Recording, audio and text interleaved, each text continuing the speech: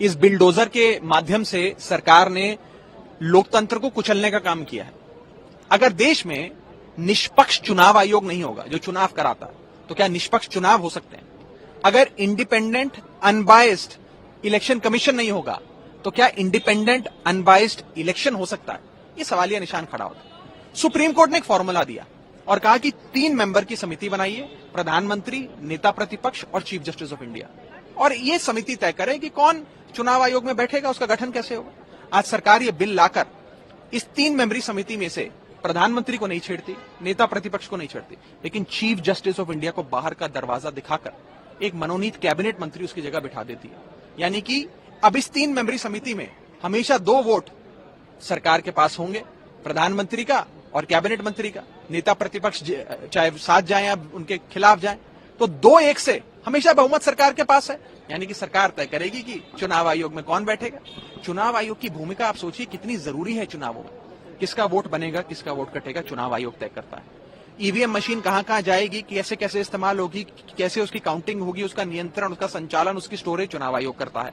यहां तक कि कौन किस पार्टी सिंबल पे चुनाव लड़ेगा, चुनाव होगा कब, कितने चरण का होगा, सब चुनाव आयोग तय करता है। तो चुनाव आयोग की भूमिका भारतीय लोकतंत्र में बहुत ज्यादा है, बहुत महत्वपूर्ण है। इसीलिए अगर उसके इंडिपेंडेंस से खिलवाड़ होगा तो चुनावों से खिलवाड़ करने के बराबर है। इसीलिए मैं कहना चाहूंगा कि हम सब आपस में मिलकर सलाह करेंगे, कानूनी राय भी लेंगे, और अगर कानूनी राय सबकी ये बनती है तो इस कानून को सुप्रीम कोर्ट में चुनौती भी देंगे।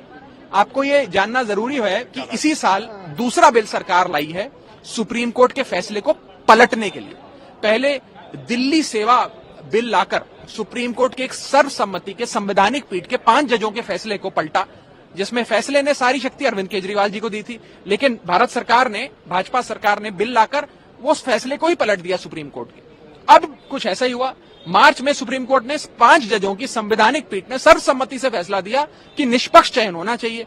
उस फैसले को पलट दिया इस बिल के माध्यम से, और सारा चुनाव आयोग के चयन की शक्ति सरकार ने अपने नियंत्रण में ले ली।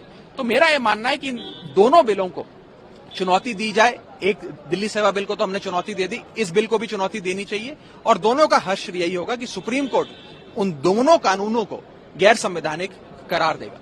इस स्थिति को कैसे देखते हैं जहां न्यायपालिका और कार्यपालिका के बीच में सीधा टकराव दिखाई दे रहा है? देखिए, एक बैलेंस ऑफ पावर और सेपरेशन ऑफ पावर बहुत जरूरी है, लेकिन इस प्रकार से अगर एक इंस्टीट्यूशन दूसरे इंस्टीट्यूशन की तौहीन करेगा, वो ठीक नहीं है। चीफ जस्टिस को बाहर का दरवाजा दिखाना ये उचित नहीं है। मैं आपको बता दूं कि समय समय पर इलेक्टोरल रिफॉर्म्स के लिए समितियां बनी, तारकुंडे कमेटी से लेकर, वोरा कमेटी से लेकर, गोस्वामी कमेटी से लेकर इस सरकार की लॉ कमीशन तक दर्जनों समितियां बनी। सबकी, अधिकांश सबकी रिकमेंडेशन थी कि चीफ जस्टिस ऑफ इंडिया चयन समिति का हिस्सा होने चाहिए, लेकिन इस सरकार ने चीफ जस्टिस ऑफ इंडिया को ही बाहर का रास्ता दिखा दिया, जो खतरनाक है और भारतीय लोकतंत्र के लिए और एक लोकतंत्र की प्रणाली के लिए एक खतरे की घंटी।